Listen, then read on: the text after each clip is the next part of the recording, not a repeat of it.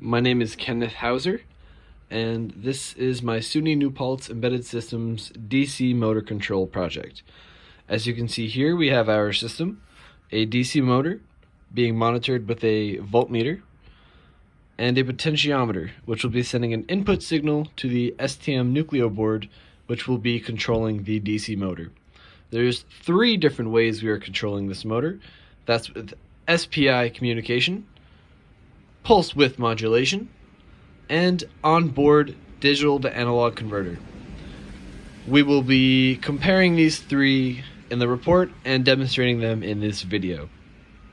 First, we have the SPI communication control.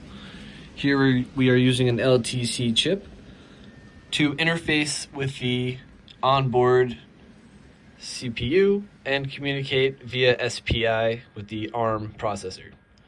Now, here's our demonstration. We are at about 0 volts. No control. Now we go up a little and voltage should increase just a little. So I noticed the SPI was the most choppy of the 3.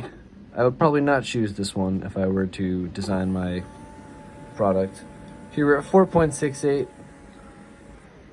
We go down. It's hard to achieve seems to be in the mud here. Hard to get a lower voltage, but we can get there. We're steady at about 2.3 volts. This is all being controlled with the potentiometer. About 3 volts, and if we turn this up, we can see we are obviously increasing voltage and increasing speed. But like I said, the communication is choppy, and this would not be my preferred method of choice. Now, we will be showing pulse width modulation control by just changing the program.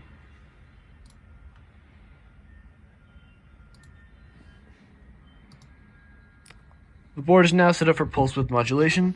All we need to do is yank out this chip and move, I think it's PA5 to our input. As you can see, we had some LTC chip errors and the breadboard melted just a little bit. However, I believe, as we saw, it does work. Now, we are set up for pulse width modulation control. I've already downloaded the program.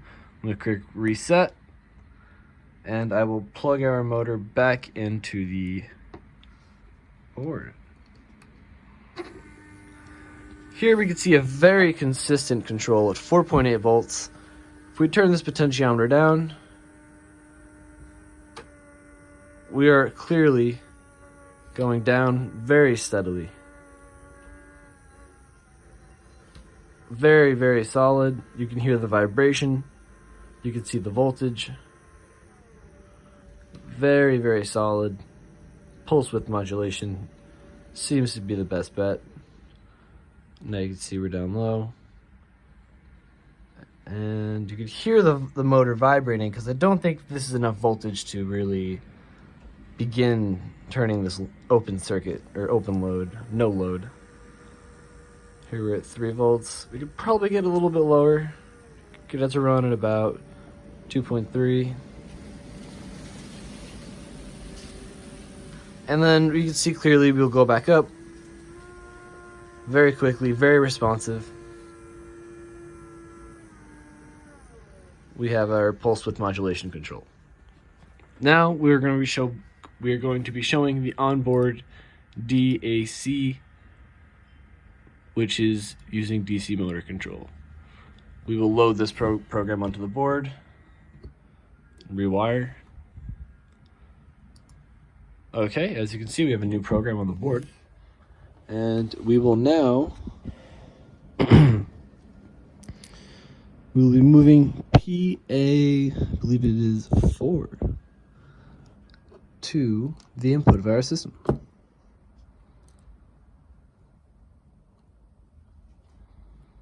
Here we are. This will enable for us DAC motor control. The program is loaded. The board is now plugged in, and we will click reset. As you can see, the potentiometer is all the way down. We have 0 volts. Motor's not spinning. Now let's turn up a little. Very slowly.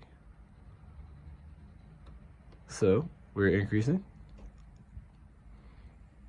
Slowly but surely. And there it is. We're full on. We can go down though. You can hear the vibrations. So you can say it a solid 3.7. So you can tell we don't have the fine tuning we had with pulse width modulation. And it's a little finicky, however, it does work consistently, and it is a solid form of DC motor control using onboard DAC communication. The microcontroller was designed to work with this DAC, and it performs as intended. You can hear that choppy roll because it's just the form of communication.